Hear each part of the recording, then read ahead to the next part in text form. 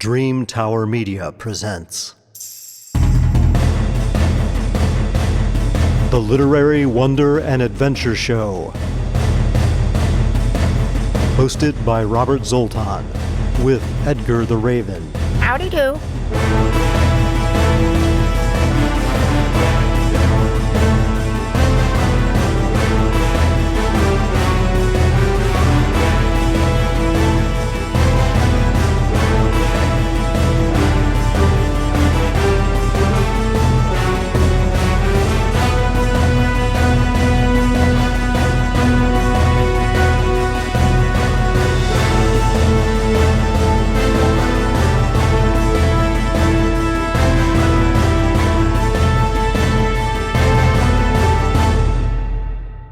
This episode, J.R.R. Tolkien, Master of Modern Mythology, a conversation with author Scott Oden.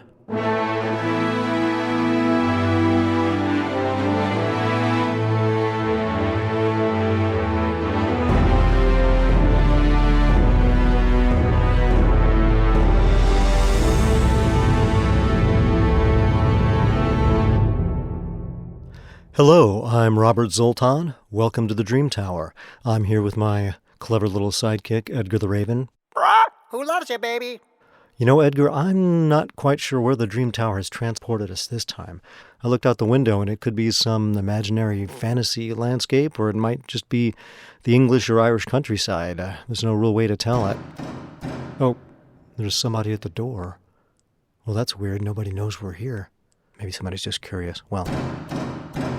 Gee, hold on, okay. Maybe this will give us some clues to where we are.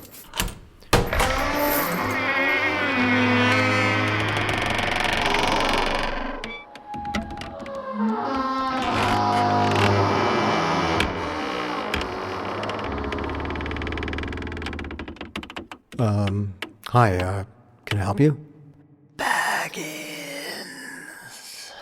Excuse me? Baggins. I'm looking for Frodo Baggins. Oh, sorry, old man. Had a bit of frog in the throat. Looking for a chap called Frodo Baggins, if you happen to know the blighter.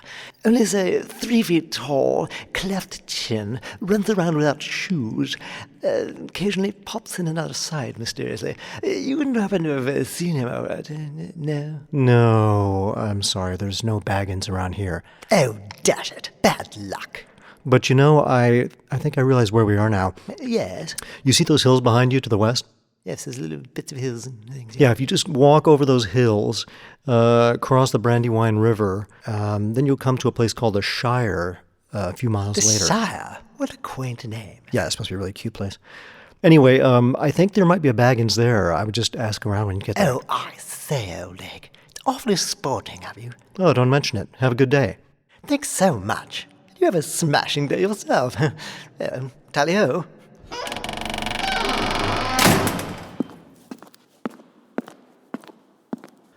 Well, Edgar, that was a pretty pleasant chap. Kind of a gloomy dresser, though. Black cloak and black boots and black gloves and... Robert Smith fan. No accounting for somebody's fashion sense. Well, anyway, at least we know where we are now. Middle-earth. Once again, the Dream Tower has anticipated our topic for the day and brought us to the appropriate locale. So now all that's left is for us to contact our guest for today. Who's the victim?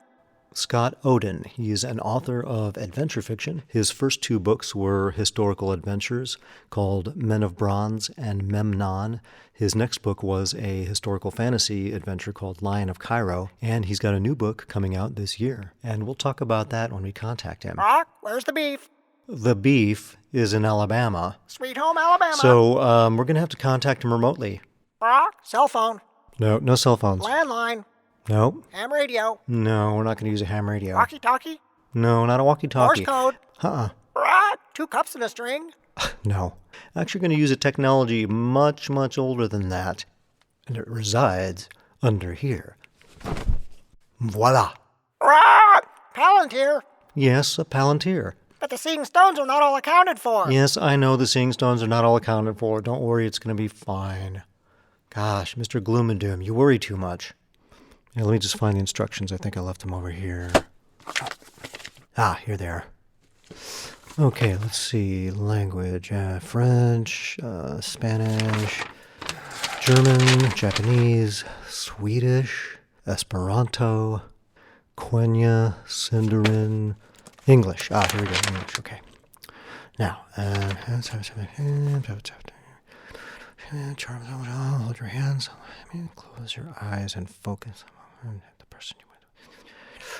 Okay, I think I got it. Here we go. Okay, Edgar, here we go. I think we're getting something. Scott? Scott Oden? Scott? Is that you? Scott? I see you. Danger, Will Robinson. Whoa. No. Bad. Hang up. Wrong number. Oh, well, let's try it again. Okay, we're getting something again. Scott? Scott, is that you? Scott Oden? Robert, is that you? Yeah, hey, it's Robert Zoltan in the Dream Tower. Scott. Dude. Hey, how you doing? Good. Yeah, I'm here with Edgar the Raven. Hi, Edgar. Say hello, Edgar. Hello, Edgar. Edgar. Hey, Edgar, what's up? Frog, my IQ. Yeah, don't encourage him, Scott. Wow, that kind of freaked me out to hear your voice come out of my bowling ball. Oh, well, that's probably the closest thing you have to a Palantir. That's why that happened. All right, Scott. So most people know who J.R.R. Tolkien is. Well, they don't know much about him. They know a lot about his work, obviously. Especially through the three great Peter Jackson movies and then the three abysmal Jackson Hobbit movies, which we will would never speak of again. Yes, we never speak of those. So why don't you just give us a little brief bio of John Ronald Reuel of Tolkien? The professor, he was born in South Africa, not in England. His father was a banker that had gone there, to, I guess, make his fortune. Mm-hmm. And his earliest memories were of South Africa. But when he was really young, his dad died, so his mother moved him back to England. And they lived in the area around Birmingham. Isn't that a big industrial area? It is. It was at the time, wasn't it? Starting to. It was. Even still, it had started to become like a big factory town. Mm-hmm. And you can see at the very end of The Lord of the Rings, in the scouring of the Shire, you can see elements of what he remembered of Birmingham. Right. In the destruction of the green and happy land of the Shire. A lot of the imagery was taken from an area in the West Midlands, near Wales. So it's going to be very green, very hilly, perfect place to build a hobbit hole. He was a professor of Anglo-Saxon at University of Oxford. He spoke multiple languages, and he spoke a lot of these languages from a very early age. He was almost like a savant with foreign languages. Mm-hmm. When he was in what the American version of high school would be, he already knew elements of Old Norse and could recite things like Beowulf in Old English. Wow. And you met somebody now in high school and they knew bits of Old Norse, then you would assume they were just a geek, right? Yeah. Well, even now, not in high school, if I meet someone that knows Old Norse, you're pretty much a geek, aren't you? It's probably great for picking up the ladies. Yeah, I'm sure there really was some great Norse pickup lines. But he had a basic normal education, I would say, right? And then he went to Oxford as a student. Yeah, because Oxford is a big sprawling series of colleges. I think the one he actually went to was Exeter. Mm-hmm. His parish priest identified him very early as somebody with a gift for languages. He sponsored him in schools that he normally may not have been able to get into because of his economic situation. Oh, I see. So his mother moved back to England. So they were, what, middle class, lower middle class? What would they be considered? After his father died, did they have money? Was there insurance money? There wasn't a lot of money. One quote that I'd read was they lived on the genteel side of poverty. Okay, I'm quite familiar with that myself. Yeah, and then she actually died early. Also, she died in 1904. So okay, wow, that's really early. Yeah. Mm-hmm. His parish priest ended up becoming his legal guardian. Wow, I didn't know that.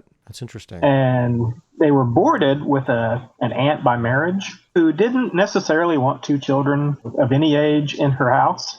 And that would be him and who? He had a brother named Hilary. Mm-hmm. Even early, he had mastered Latin, Greek, Gothic, Finnish. Wow. Yeah.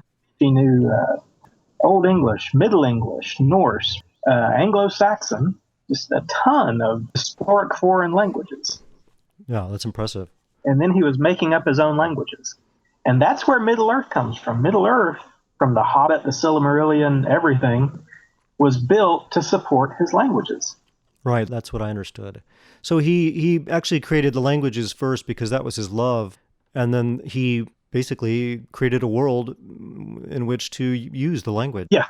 So I'm curious, like, did he consider himself a writer? He was obviously a linguist. That's really what he was, and a professor. When did he start writing? What was the first thing he wrote? Do you know? And how old was he? I'm not sure of his age, but he was writing things like poetry very young. Mm-hmm. But he would write them in multiple different languages. I'm not sure if he ever considered himself a writer the way that we would today. I think to him he was more uncovering things that were already there than what he was creating. As far as I understand, didn't he even say he was creating a mythology for Great Britain? Yeah, he was creating an alternative mythology. He didn't invent Middle-earth as the term. It's an Old English term for our Earth, taken from Norse, Midgard. Right. And so what he was doing, very much like Robert E. Howard with the Hyborian Age. I was just going to mention that, actually. Yeah, he was inventing an alternative background for the modern world. An alternative history. Right. What he was rather dissatisfied with the Arthurian, I don't know if dissatisfied is the right word, but maybe dissatisfied with the Arthurian epic and the whole mythology, because in a sense that wasn't purely English. It was also kind of Gaelic, right? Or am I? It's also French. So a mixture of French and English? The source for a lot of the things that we have were French romances. It made use of English landscape, Normans, that sort of thing. But, it was very much a French invention. Right. And yeah, neither one of us is obviously probably experts on the Arthurian cycle. I mean, maybe you'll probably get some nasty email about that one. And I'll just apologize in advance for anything I said wrong, because I am just a guy from Alabama. Right, there you go. That's what I'm just going to claim that too. I'm just a guy from Alabama. He wanted a unified mythology for England. Right. Something that the English could be proud of. Yeah, that's really interesting. That's so interesting too that it came around the time of World War II, where Hitler was. Oh no, it was around the time of World War I. That's when he started. When he started it, right? He didn't finish it till after World War II. But the Lord of the Rings, I'm talking about. Germany was going through this national identity crisis, and then World War II, Hitler was trying to give Germany its own mythology in a far more manipulative, destructive way than Tolkien did.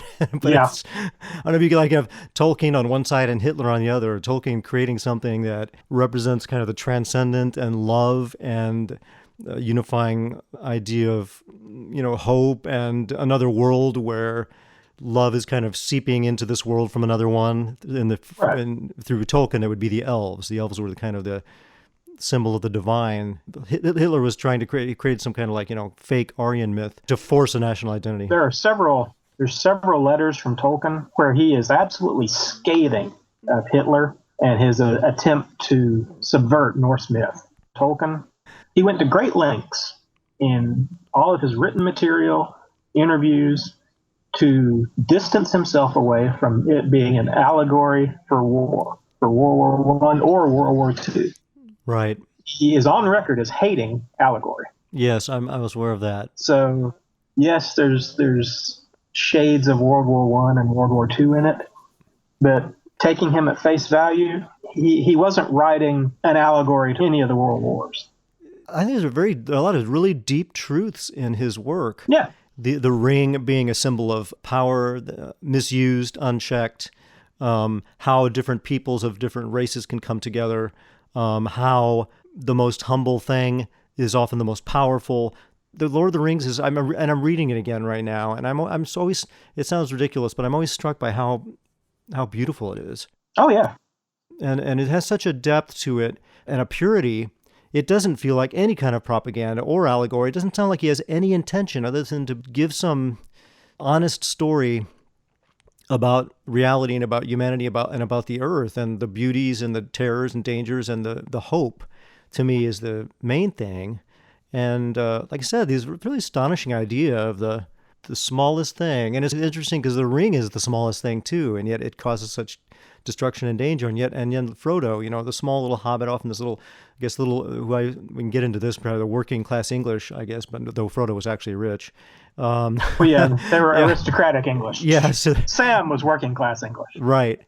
He even broke down the social barriers there. So Frodo and Sam are the two companions. One's rich, one's poor.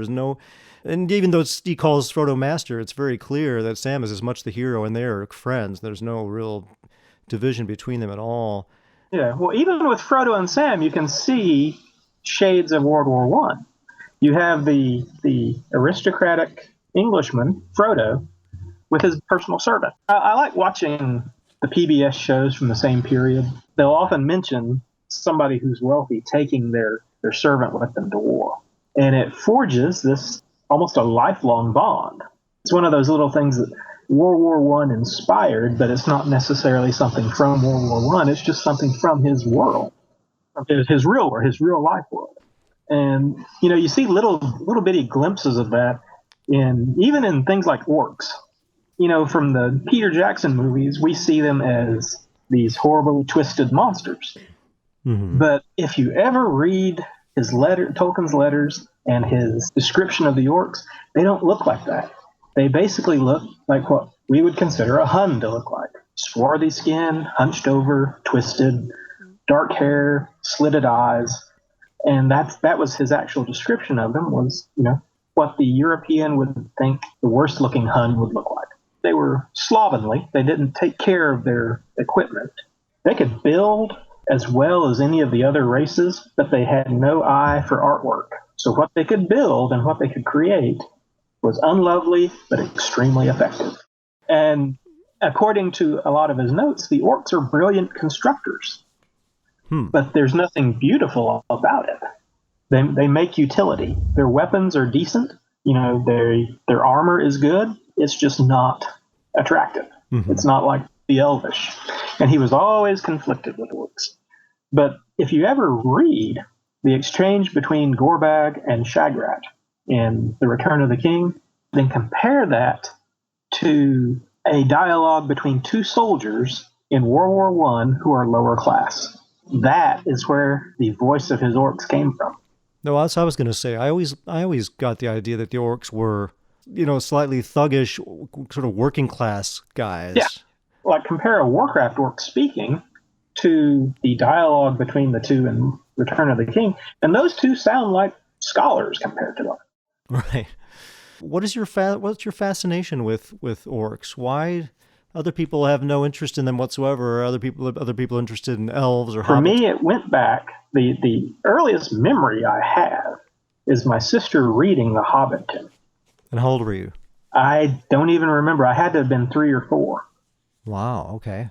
And I can only remember bits and pieces. The very first book I read when I could read an adult book, and I was about 7 years old, was The Hobbit. And I read it well over 100 and something times in my life. Wow. Same with The Lord of the Rings. That's impressive. When I was a teenager, I didn't get bullied like they do today. I occasionally would get bullied. But I had an older brother who would take the bullies out back and beat the crap out of them. So I didn't get bullied very often. But when I did, my defense was to retreat into this fantasy world that I would create for myself, where I would have my own pet goblin. The Tolkien type goblin? Or... Oh, yeah. Yeah. Oh. That's the only ones I really actually acknowledge. The rest of them is posers. And there are a couple of people on Facebook that are going to send me bad, hateful mail for that one because whatever. Tom Doolin, greenskins suck. Okay, we've said it. Uh-oh. It's on. It's on now. Slap fight. It's on. Nerd cage match. Buy your tickets now, folks. So, so it was like imaginary friend in a way, but not right. And I didn't believe he was actually there. Right. But yeah, I would always replay what might have happened in my head, and then a goblin or orc would come and take care of whatever was bothering me. This is an interesting thing because children seem to be attracted. Often, children that are bullied, or children that feel left out, or children that don't fit in, and often they're either geniuses or extremely sensitive children or artistic or whatever. They often create imaginary friends, or they have heroes that are often not the ones you would expect them to have. Right. They're often ugly, or my niece, when she was a little, was obsessed, and I'm talking like 4 or 5 years old, was obsessed with all of the old Disney animation villains. She didn't relate at all to the princesses, and my mom, her grandma, made her a costume of the sorceress from Sleeping Beauty. And I remember I remember my niece stretching her hand out, pointing her finger, and rolling her eyes into the back of her head. She's like 5 years old or 4 years. And I was like, holy. So there's something about these, and maybe they're like anti-heroes in a way, and maybe that's where Grimnir comes from. Well, see, as an adult, I figured out that when I was a kid, I didn't need a hero. I needed a throat slitter. Ouch. And that's Grimnir, your hero. I was 14 years old when I decided I wanted to be a writer. And one of the first things I ever wanted to write was a story about orcs. Mm-hmm. But I was not to the point where I could make that a believable story. And so I started copying Robert E. Howard, H.P. Lovecraft. And I would do all these copies, and I would send them off to the version of Weird Tales that was there at the time. Mm-hmm. And the poor editor, his name was George Sithers. And instead of just burning my wretched manuscripts and mailing them back to me, he would send me these detailed letters about what was wrong with the story. All this stuff to help a young writer. Mm-hmm. But you have him to thank, or to blame, for being a writer now. He was the only source of encouragement that I had. And I only sent him about 3 stories. And he would remember my name and address the letter by name to me and refer to my previous stories in it. Wow. And because, God bless them, my parents were working class Alabama, which is not exactly the most fertile soil to raise a writer. But one could argue that Cross Plains, Texas, neither is a fertile soil, which is where Robert E. Howard comes right. from. And that was my in to understanding him. We essentially came from the same town. Mm-hmm. His was in Texas, mine was in Alabama. Right. And having visited Cross Plains now, it looks physically almost identical to the town of Somerville, where I'm from. So you've answered the question kind of in the sense of like when you first read The Hobbit, and I don't know, Lord of the Rings was probably soon after you read The Hobbit, I would think. It took me a couple of years to get to The Lord of the Rings, and it took me a couple of years to get through it the first time. Yeah. I was probably about 11 when I finally finished it. I can't remember learning to read. And I've discussed this with my wife before. I have no memory of learning how to read. Well, they must have taught you in school. They must have. Or I think my sisters actually taught me prior to school. Mm-hmm. But I know when I was in like the 3rd grade, they tested me for reading on the 9th grade level. Wow. That's impressive. I think it's the other way around now. People test in 9th grade at 1st grade level reading. Well, I tested in 3rd grade for math, and I was in somewhere in the Neanderthals. Okay. Well, we can't be all things to all people. At least I have a decent vocabulary, even though I can't add 2 and 2 in my head. I was great in math, but I disliked it intensely. And I remember the last math class that I took, trigonometry. Right away, you hear the name and you're thinking you want to have nothing to do with that. My sphincter just tightened when you said that word. That's why I thought my balls shrink up into my body. Probably I have to edit that out for this family show. So I was good at math, but I got so bored with it by the end, and that was the last class I took. And after that, I refused to take calculus in senior year of high school because I was like, why? I'm going to be an artist. Why am I taking this? I remember being in trigonometry one day, sitting in class and watching the really nice teacher we had actually writing some equation. And I remember just seeing kind of everything moving and the floor coming towards me. I was falling asleep with my eyes open. My eyes, because I forced myself to keep my eyes open for obvious reasons. You're supposed to in class. And I was falling asleep with my eyes open. So that can happen. You can fall asleep with your eyes open. See, once you start adding letters, that's unholy territory. And What do you mean? What do you mean? You don't add letters, you add numbers. Oh, add letters. Oh, I see what you're saying. Right, in math, right? Yeah. Yeah, exactly. That's how you want Cthulhu. That's how you get Cthulhu. Hail Cthulhu! I know. That's sorcery when you I start know. doing that. I mean, math must be fun for people that enjoy it. I get it, but it was too abstract for me. It had no application for my life. I believe that you should know basic arithmetic, and you should know some basic algebra is actually very useful to know. Those things are very simple, or some little things of geometry, of knowing the circumference of a circle. But once you get past that, it's all becomes like spooky world. Yeah. And that's probably why I like writing fantasy more than science fiction. I don't want to deal with technology, well, for me, I just love a world without technology. Romanticized version. I started writing historical fiction because I couldn't write fantasy. Well, that was another question I had. Why do you write historical fantasy as opposed to creating your own secondary world? After my cyberpunk phase, I went into a fantasy phase. Mm-hmm. And I would write basically very thinly veiled versions of Conan the Barbarian. And I would try to put it in my own world. But the worlds sucked. There's just no other way to put it. Mm-hmm. And when the world sucks, the story sucks. People always talk about this world building stuff, and there was a conversation on Blackgate, and I'm very much of the camp of world building is for gaming. Like a writer writes, and the only world building that Howard did was kind of in his head, and he wrote the Hyborian Age, I think, just to give himself some sense of consistency and lack of confusion over all the stories he was writing. It is a written piece on its own, first of all. It's not a list of the countries and maps, and he's spending time like a dungeon master in Dungeons and Dragons, Gary Gygax, creating a world for an adventure. He wrote that probably just as much to write a story because he was a writer. When you read that, it's very interesting. And secondly, I feel that he was writing that. I'm not a Howard expert, and maybe the next show may be about Robert E. Howard. To me, I got the impression he was writing that more in a sense to keep things straight in his head about the stories he was writing. So there was some sense of consistency. But it's that cart before the horse thing to me. I feel like Howard was a writer, and he wrote, and the world came out of what he wrote. But that's just my biased opinion. Yeah, he and Tolkien basically invented the modern idea of fantasy. Right.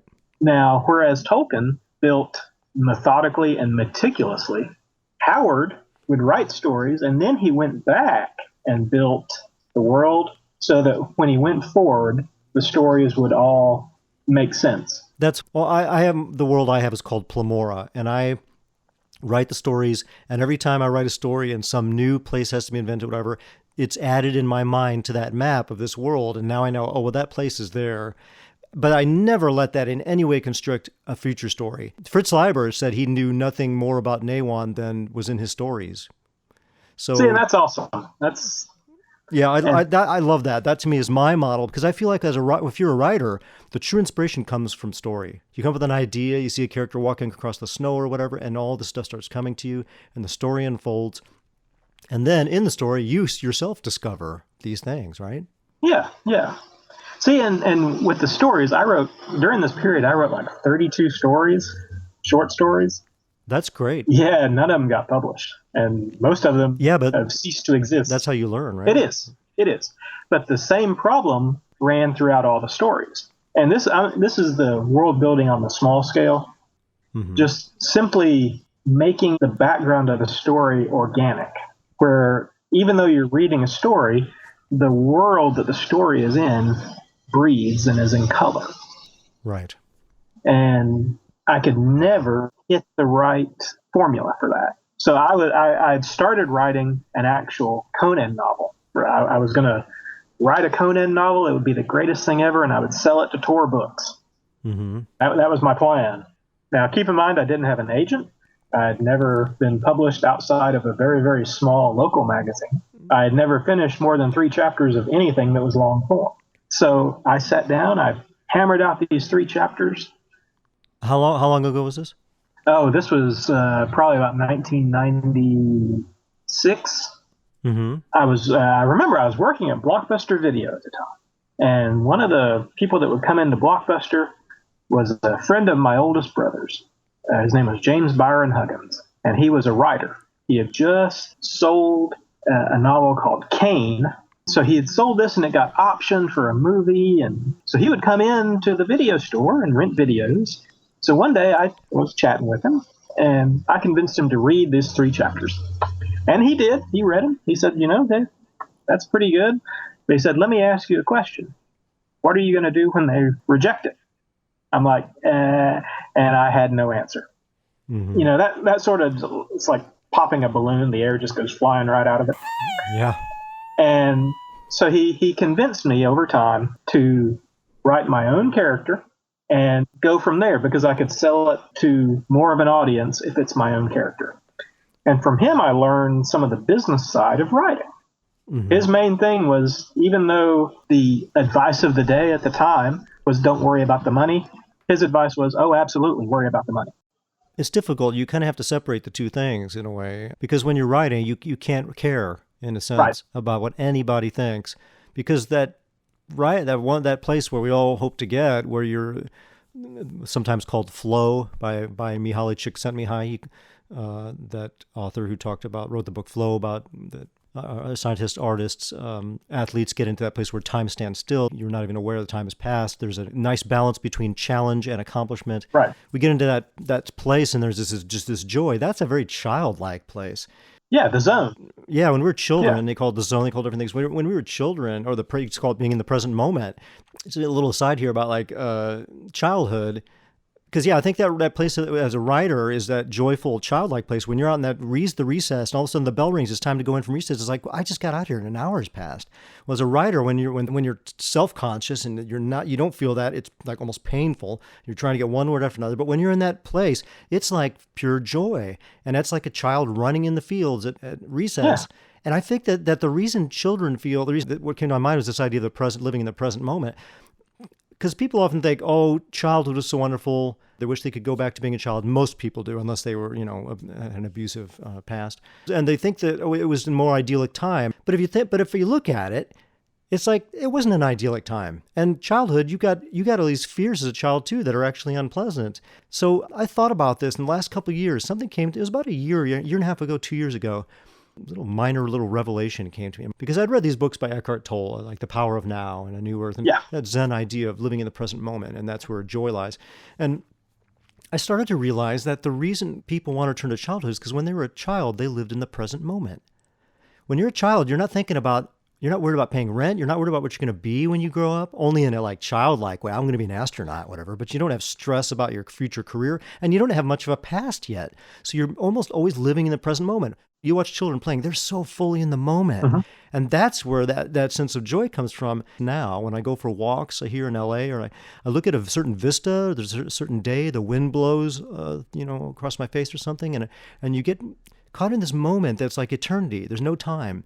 And it's a moment of pure, simple bliss and contentment and peace. Anyway, didn't mean to go as a long aside, but to me, this idea because someone, Keith West, was talking about this. He reached this place when he was writing, and he said he's decided that's his drug. And I thought, well, you can use the word drug if you want, but I would think that more like that's real being. That's when we're fully present.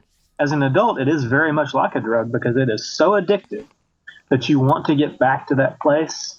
But that is a place that is a place we should get back to. That's a place, in my opinion, that's the whole thing about Zen and some of the certain spiritual practices is to reach a place where you are in a sense of peace, no matter where and what you're doing. You don't have to be at a computer typing. You don't have to be drinking whiskey. You don't have to be running. I mean, that's the thing with athletes. Yeah, they want to return. They want to get that high of playing the game or running the race, but those things always end. The question is that a place that can be accessed without, if you can do that while you're sitting with your fingers on a plastic keyboard, it's you. It isn't the plastic keyboard. It isn't the computer screen. Yeah. So that's what I'm saying is those states can be accessed. So the question is, going off on quite far from our subject. When I'm saying I think it's a little bit of a mistaken impression, we do get it from a certain thing. I do music, writing, and art. All of these things I can get into that zone, but I can also get it walking in the hills. I can't get it walking. The only way. That's because you don't have hills. Oh, we do. They're small. Okay. And, they have trees and rednecks, but we have them. Orcs, not redneck. Orcs, you mean? Oh, sorry. Orcs. Redneck orcs. Why can't you get it from walking in the hills? Because it's not, for whatever reason, the way my brain is wired, I get that feeling from creating, not simply from being. So I understand what you're saying, but I think it also goes farther than that. We're not happy because we're in the moment. We're happy because we're creating something. Yeah, but there's people that don't create and they can be happy. There's people that. But I don't know if it's the same kind of happiness because I don't know exactly what they feel. I only know what I feel. Right. And it's described the same way, but I don't think it's the same thing. The way I describe it is how God must have felt creating something. Okay, I'm going to one-up you, Scott. Okay. Because you said it's going deeper. I'm going to reverse around and go the opposite way of you. I'm going to go deeper too, and I'm going to go back to my assertion that the ground of being, the place where all of creation comes from, and in in Indian, Hindu thought, and Buddhist thought to a certain extent, the manifestation of form comes from the ground of being, right? The source of all things. It is not being. It is way beyond that. But the manifestation of all things. Creation comes from that vast, timeless place. So what I'm saying is, the place that you're accessing when you're writing is a place that can be accessed, not writing, because it is the same place. This is my assertion. What you're saying, and I agree. Heresy.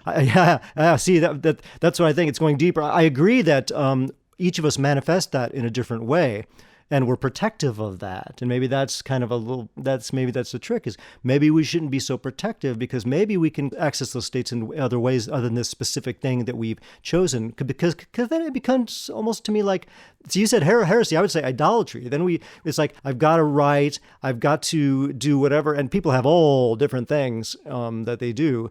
And I'm not knocking it, because I do too. And God bless anyone who finds a way to live that makes them happy. But I think that can also be a source of suffering for us if we put too much on that. So I guess for me as a creator, I've been a creator all my life, music and art and writing. And I guess I've gotten to a point now in middle age where I start to I guess that's for me, I'm starting to realize that I put all of myself into all the arts so much throughout my life, and it caused as much suffering as it did joy. And I'm reaching a point now in my life where I'm starting to realize that place that I'm accessing, and my therapist, who's a former professional dancer, I guess agreed with me, or pointed this out to me, that place I'm accessing when there's a sense of peace and in life is the same place where the art comes from. I guess that's my assertion. Yeah. But it's just a personal opinion.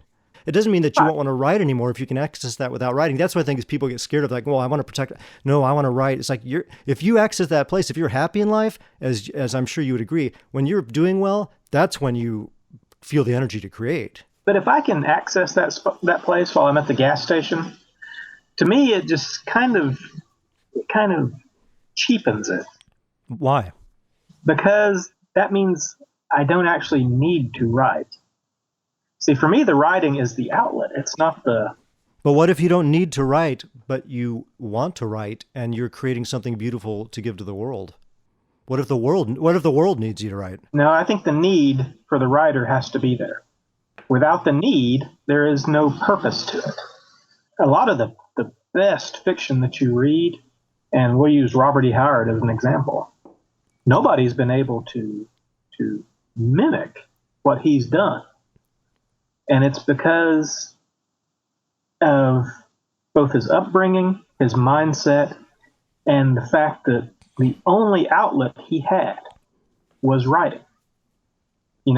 He took long drives, he walked the hills of Texas, but nothing else gave him that sense of accomplishment, I guess, maybe, of being in the moment than what writing did.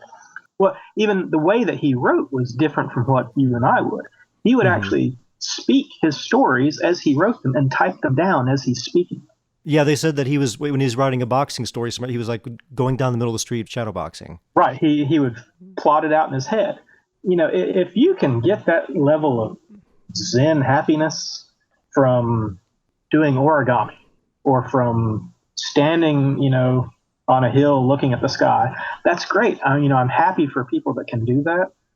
But for me as a writer, if I can get the same feeling I get from writing, from doing something else, then I don't need to write, because writing is too hard to subject yourself to it for just a whim. So you're saying the only thing that keeps you writing is that you need to. Yeah, the need is what keeps me going. You don't want to write. I don't necessarily enjoy the act of writing. You sound like Tim Powers. Tim Powers said at a convention that he writes out of guilt. He said, Catholic guilt. He said if he could do anything else, he'll write. Pick up an old Heinlein paperback or any excuse he has to not write. If I could draw, that would be so much better. But I can't. Oh, no, Scott. Take it from me. No, you're wrong. Trust me, the same pain, I'm telling you this, you've seen my art. Scott, the same pain is in every one of those things. I'm not arguing with you in a sense. I'm not arguing that that manifestation that for us to each reach. It's just like religion. Some people are Christian, some people are Buddhist, some people are whatever, and that's not because one is true and the other is not true. It's that each of us has a certain propensity for something. Something appeals to us, and to our character, to our, like you said, our upbringing. Robert E. Howard, wrote. For me, even though I do feel that thing, the weird thing is, to me, that's what I'm saying, they're connected. The times when I've come up with the story ideas is often, and like you said, for everyone it's different, my stories of Darien and Blue, almost every story, has come from just an object, or I was out on a walk, I looked up, I saw the sun setting in the middle of these hills in Topanga Canyon for one story, and it was just that blissful moment. Something moved me in my solar plexus. You start feeling that opening up, something weird's going on. And then I just imagined the characters riding over that ridge and the whole story. I had no idea what the story was about. It just started unfolding, but it came from that moment of inspiration. I didn't go for a walk and work out a plot in my head for 3 hours, force a plot to come to me. I never write like that. And I've never written songs. See, that's how I write. See, what you're describing to me is completely alien. Oh, interesting. That's very interesting. I've never gotten a image from something that sparked a story. Wow, that's very interesting. I start with a character. Now, sometimes there'll be like a piece of artwork will spark a character, but it's not a full story or even a beginning of a story. It's just a guy, like Gathering of Ravens. Best book title in history. Number 1 bestseller. Edgar. It came from a dream. Mm-hmm. And the dream that I had has absolutely nothing to do with the story now. But it was an orc on a cleft of rock with this sea of enemies coming up the rock. It's very Frazada. I've seen that same image from Frazada, from Gary G. Frazada. Tomato. Tolkien. Yeah. Frazada. Tolkien. Let's call the whole thing off. So you just got done telling me that my experience is totally alien to you, and you like hammer these things out through force of will in your head, and now you're telling me that Grimnir, your main orc anti-hero character, came to you in a dream. Scott, that's the same eternal place I'm talking about, is that mythological field. He came to you in a dream. No, it wasn't him.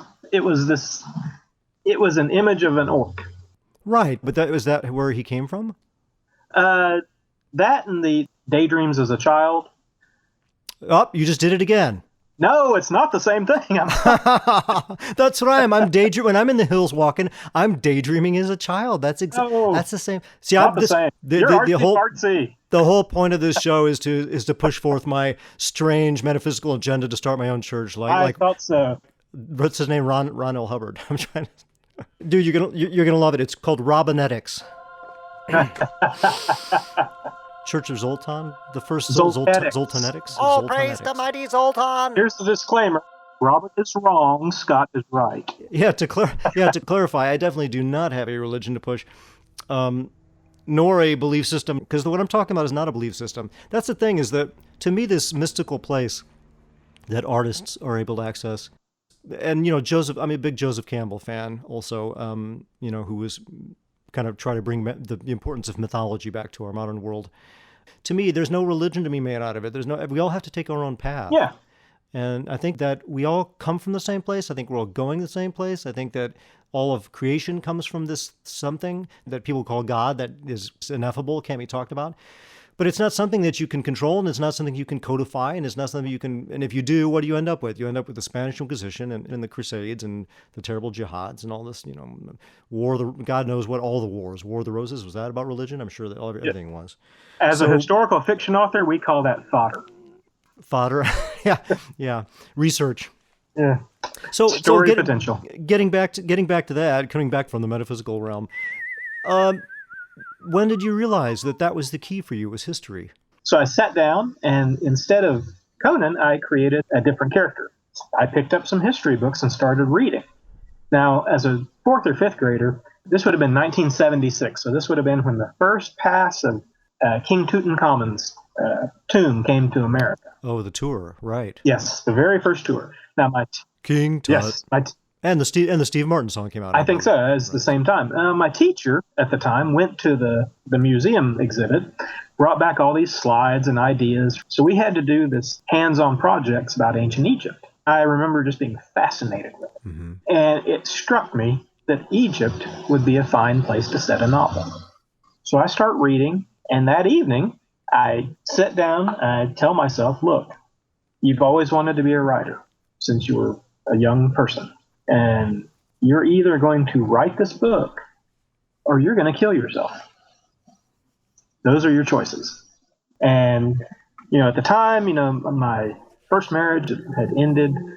I'd lost my job recently. I was about to be evicted from my apartment. My car had just gone tits up. Wow, when it rains. And this was the last straw. Oh, yeah, this was all within the space of a month. Mm-hmm. So I'm sitting there by myself in the dark with a computer, and I start writing because, my other option is a razor blade that's sitting next to me. And are you serious? Oh, yeah, I was serious. Oh, wow. So I start writing, and, it's not great, but I spend all of Christmas Eve and most of Christmas Day until somebody comes to get me for my family gathering working on this. So I did a little bit of quick plotting ahead, and I just kept on working, and I worked on it for 2 years. My parents let me move back in with them. They were getting older, and they needed somebody to watch them, so this was perfect for them. So I would do odd jobs to make money. But my primary job was writing. Mm-hmm. So I got this book finished, and it was the first actual novel-length book that I had ever finished. And I sat down, this was pre-internet, pre-email. So I would go to the library and get the writer's market and write down the names of agents who were looking for historical fiction. About 112 rejections later, a very small agent in Pennsylvania, her assistant read it, passed it on to her, she took it on. There was a little startup publisher called Medallion Press. They loved it. They just happened to be people who loved Egypt. And the woman, I think, had even visited Egypt. So it was definitely right place, right time. They bought it for a very, very small sum of money. It was edited, but not very much. So what you read in Men of Bronze is virtually word for word how I wrote it. Mm-hmm. And that was my first book. The second book was one called Memnon. Memnon, okay. And I wanted to do fantasy. So I woke up one day. This would have been about 2006 or so. I fired my publisher, fired my agent, and set off on my own to write fantasy. One of the things about writing, it is sometimes who you know. Now, when Men of Bronze came out, it got a starred review in Publishers Weekly. And that puts it on the radar of a bunch of people. Because of where I'm from Alabama, which is kind of rare sometimes to have a writer from Alabama, an editor at St. Martin's, whose wife was from Alabama, sent me an email saying congratulations. If I ever had any questions, to let him know. So when I was ready to do fantasy, I got back in touch with him. I said, look, this is what I have. And what it was a 5-page synopsis of what I called at the time the Orc book. Mm-hmm. And he came back to me. He said, this is good, but why not do something like this? What if Robert E. Howard had written about the assassins? Now go write a synopsis and come back to me with it. So I hammered out the standard, 10, 12-page synopsis. Mm-hmm. And he looked it over. He said, that's good, but I want more detail. So I came back to him with a 37-page, ultra-detailed synopsis of The Lion of Cairo. Mm-hmm. He said, yes, I'll take this and 3 others. So Men of Bronze and Memnon were through Medallion. Right. And Lion of Cairo and now Gathering of Ravens are through St. Martin's. By the way, I just want to make a note there. I understand now why you're so so connected to writing is it basically saved your life. Yeah. Writing saved your life. Yeah. It's the only outlet I have. It's, I don't draw. I don't do music. When you were in the dark, it was just you in the dark with a computer and a razor blade. You chose life, and that's a deep connection for you then. Oh yeah. So when I'm in the zone, I feel, I guess to use your words, I feel connected. So I like to get back to the zone as much as I can. Connected to the world, to the life, world, to universe, life. Yes. That's a wow. You just absolutely, I agree with you, and that's a strange thing about being an artist. Yeah. Because you have to spend so much time alone, but when you're in that place, you feel more connected than if you're at a crowded party. Right, because you are at a crowded. You have all these people in your head talking to you, wanting to get their stuff down, and you're transcribing as fast as you can. But do you think that's all it is? Do you think it's just because there's imaginary people that are... What if you're writing something where there aren't any people in it that much even? There's just one person and they're alone and they're walking in the middle of nowhere. You can still have just as much bliss from that, right? Well, yeah, because they have people in their head that are talking also. That's funny. And you never, ever write a scene with just one person. They have to be talking to somebody. So well, give them a raven to talk to. Well, yeah, exactly. That's why I have Edgar. But why do I have Edgar? Because it's lonely in the Dream Tower. So I've got to have somebody to keep me company. So Edgar flew in the window. But yeah, I'm not going to let you deflect it with that great joke. And I don't have the answer. I'm not trying to give you a leading question. This is the kind of things I like to discuss in this show is, where's the feeling of connection come from? Why do we feel so connected when we're creating something and it's flowing, it feels poetic, it feels effortless? People called it the muse. In the Greek times, you must know a little bit. Back then, that was, and that's just as good an explanation as any, is that something comes upon you. It's perhaps both on the outside of you and on the inside of you. Who knows? There is no inside, outside. It's all in your head. Well, is our mind in us, or is our mind, or the boundaries of the mind, is there a collective consciousness like Jung talked about? The collective unconscious, that we draw, where he was having patients that were having similar dreams right around World War II. Inexplicable things, people having shared experiences without no causal connection. That's like synchronicity. I'm not sure when it's flowing really well, and to me there's also different stages of being in the zone. Mm-hmm. If you show up and do the work, sometimes all you do is the work. Sometimes it's a bit more inspired, but then there are those times when it's the zone, when you're putting something down that when you go back and read it later, you don't recognize it as your own. Mm-hmm. It's so completely different from what you remember doing that it feels like it came from somewhere outside your body. But whatever it is, it makes us feel connected. Makes us feel connected because the universe is creation. You're creating, therefore you're connected to the universe. Right. We spend a lot of our time, in modern times especially, believing in to me, almost like old 20th century science idea that everything's just separate objects floating in space. The only time you're connected is you call someone on the cell phone or you go and see them. Right. Otherwise, we're all separate objects in space with no connection, and we feel lonely because we believe this idea. Well, I think also electronics disconnect us. Yeah, and electronics is just pushing us further into trying to get us connected through a material way, which even affirms further that we are separated. And this is a tricky little, the angel turning into a devil. Yeah. That's the thing. It's like, well, I'm connected because I have all this technology, but by using the technology thing, that's connecting you.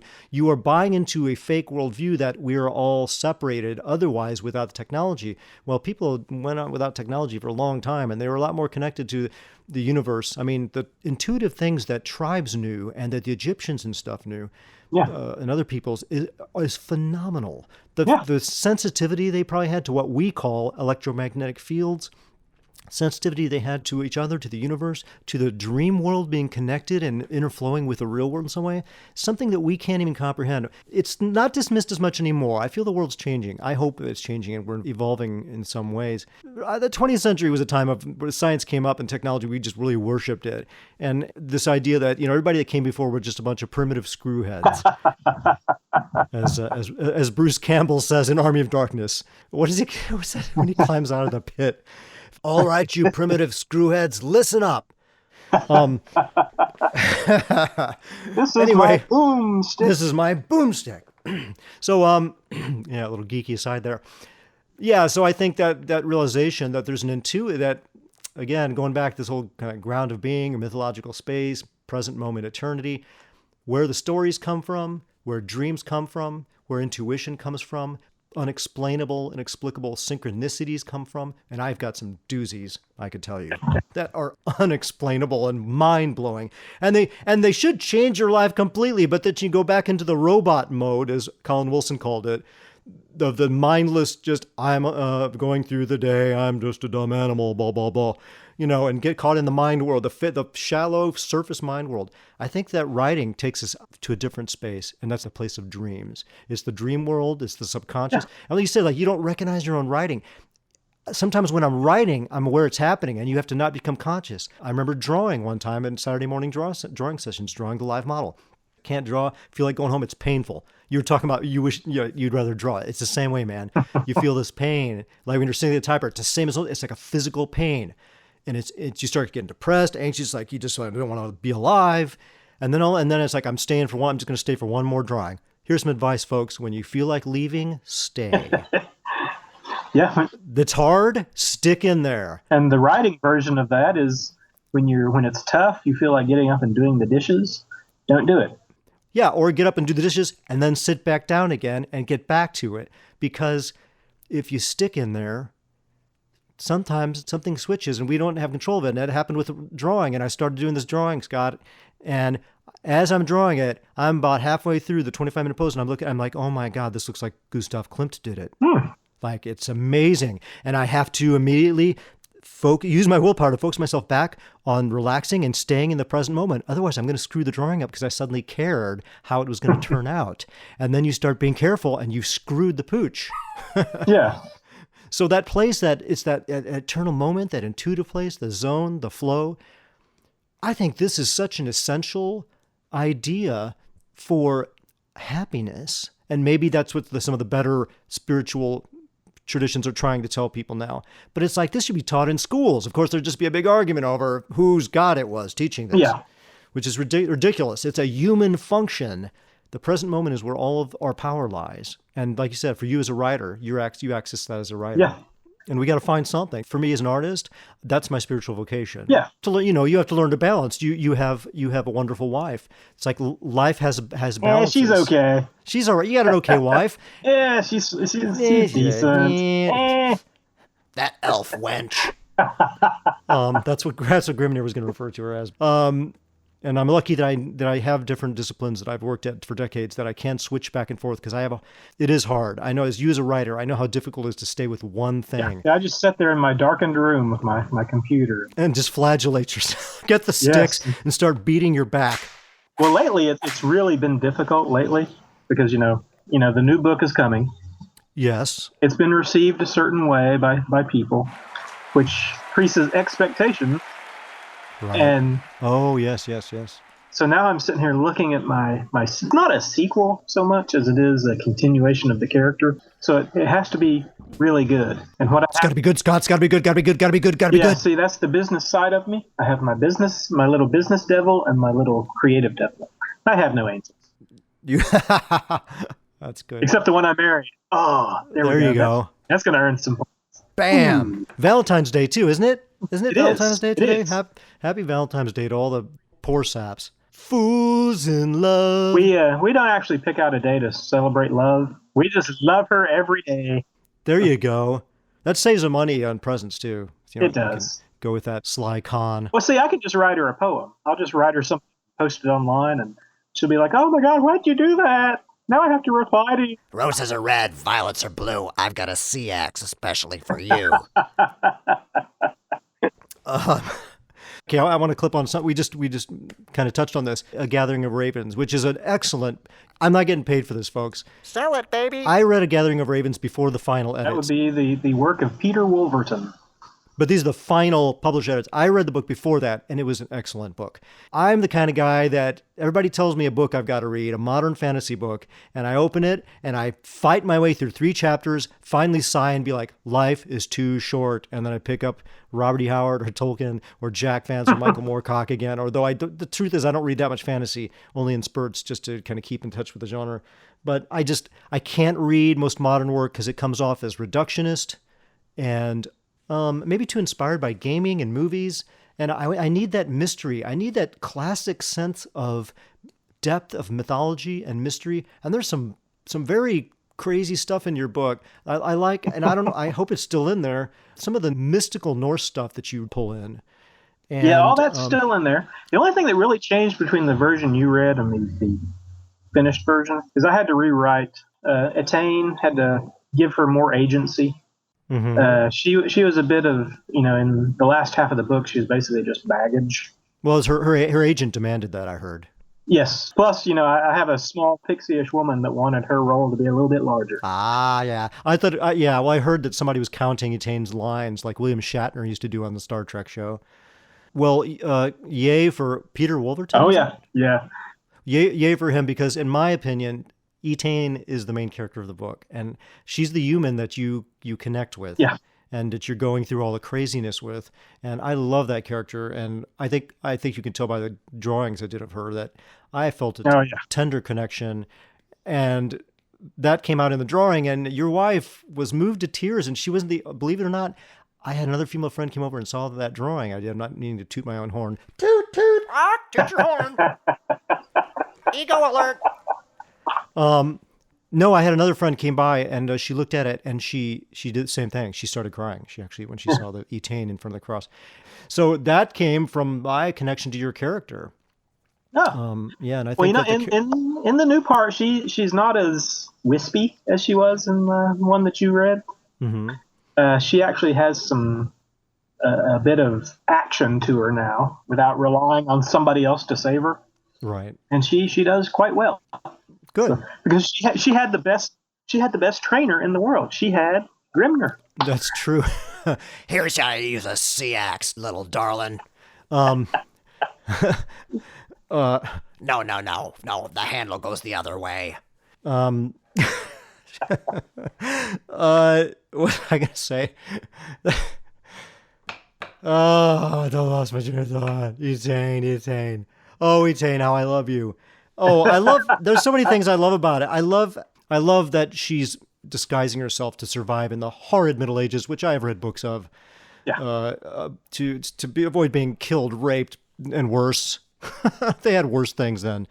And she's extremely smart in allying herself with a 6-foot-tall Viking in order to do that. Right. Yes. And then connecting herself to someone who needs salvation very badly.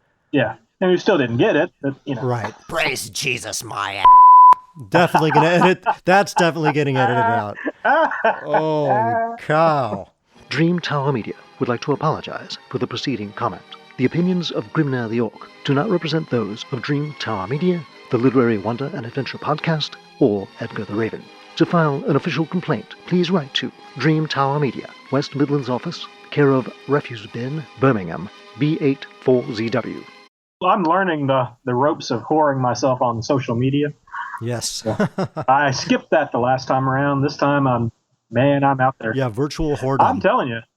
Dude, I saw your name all over virtual bathrooms. I know. Plus, my phone number for a good time. Yeah, call for some Oden good verbs conjugated. Call. Yeah. Well, I'm looking forward to reading the final version when it comes out. So, A Gathering of Ravens by Scott Oden. That's coming out when? May 1st? June the 20th. Then that's St. Martin's Press. It's actually Thomas Dunn Books / St. Martin's Press, which is a subsidiary of Macmillan. So far, the reviews have been good. The people that have done the pre-reading of it. It's an excellent book. I would encourage everyone who there'd be so many people who would enjoy this book. Anybody who enjoys Tolkien's work, anybody who's interested in orcs, anybody who's interested in Norse mythology, anybody who just loves a good historical fantasy adventure, anyone who enjoys a good anti-hero, anyone who likes a strong, vulnerable, but strong and very lovable female character. Hobbits who enjoy bondage. Hobbits who enjoy bondage. People that like puppies, kittens. Anyone No, that there's no likes... kittens. There's no kittens. Shh. Oh, there's kittens. It's full of kittens. Yeah, kittens. Remember they added that. Yeah. Yeah, I added kittens. The entire last chapter is nothing but kittens. A gathering of kittens. That's the next They book. suggested that for a title, though. Well, Scott, wow, what a treat. Thanks so much for joining us virtually in the Dream Tower today. Good luck with A Gathering of Ravens. Thank you. And be looking for that on June 20th. All right, man. Happy writing and stay in that zone. Thank you. I've had a good chat. All right. We'll have to do it again. Say hello to your elf princess. I will. Okay, bye-bye. See you later. Oh, by the way, Grimnir has been looking for me. So if he comes by there, don't tell him where I am. He's kind of upset with some of the stuff I wrote about him. Oh, no worries. I'll throw him off your trail. Somebody at the door again? Grand Central Station. Oh, listen, dude, I gotta go. That might be Grimnir. What? Oh, no, there's no way that could be Grimnir. No, sorry. I am out of here. Scott, wait. I had one more question. Turned tail and ran.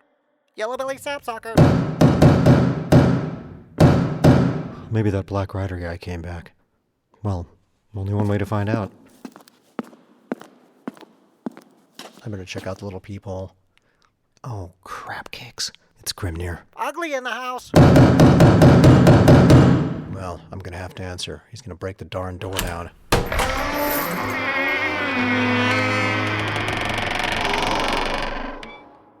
Yes, can I help you? I'm looking for Odin. Odin. The Norse god? No, not the Allfather. Scott Oden, that weaver of lies.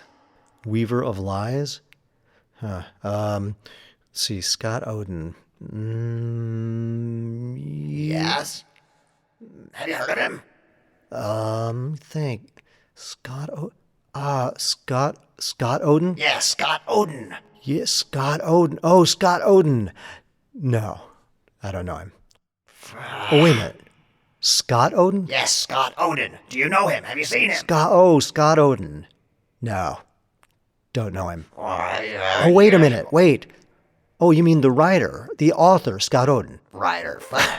Yes, that's what he calls himself. Oh, Scott Oden, the writer. Yes, I know who Scott Oden. You know him. Do you know where I can find him? Why are you looking for him?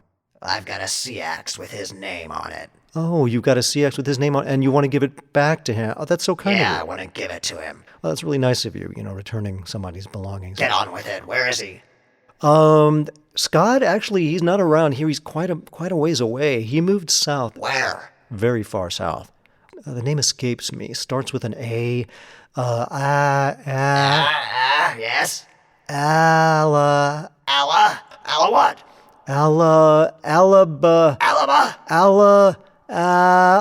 Antarctica. Antarctica? Never heard of it. How do I get there? Well, actually, if you just walk out here, past the Dream Tower to the left, and then go south several thousand miles, you'll come to the end of the continent. You're going to pass over mountains and yes, hills, hills, cross rivers. Cross rivers, go on. Well, eventually you're going to reach a place called Argentina. Argentina, right? Then? Well, then you're going to have to get passage on a ship. Okay, a ship. And then you're going to go across an ocean. It's going to take several days. All right, what then? Then you're finally going to come to Antarctica, which is a vast land of ice and snow. Ice and snow? In the south? Yeah, well, it's way, way south, man. I mean, like, it's so far south, it's almost north, if you get what I mean. If I don't find him there, I'm going to come back here and fill your belly full of maggot holes. Oh, well, you know what? You have a nice day, too. What a jerk. That'll keep him busy for a while. Brock, what if he comes back? Edgar, he's not coming back for a while. And when he does, the Dream Tower will have been gone for a long, long time. Because you know as well as I do that at any moment, it might disappear and we'll end up in a different place. Oh, it's happening now. Here we go again. Brock, sayonara.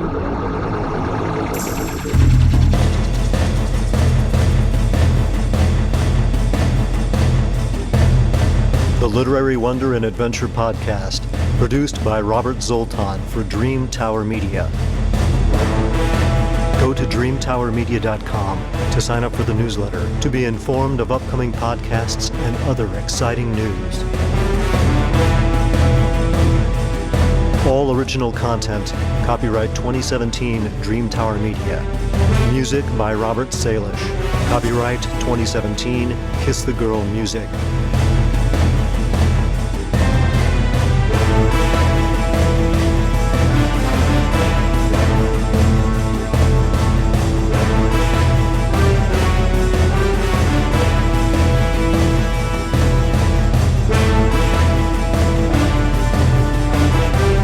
Literary Wonder and Adventure Podcast theme song, Rogues of Mirth main theme, is available at dreamtowermedia.com.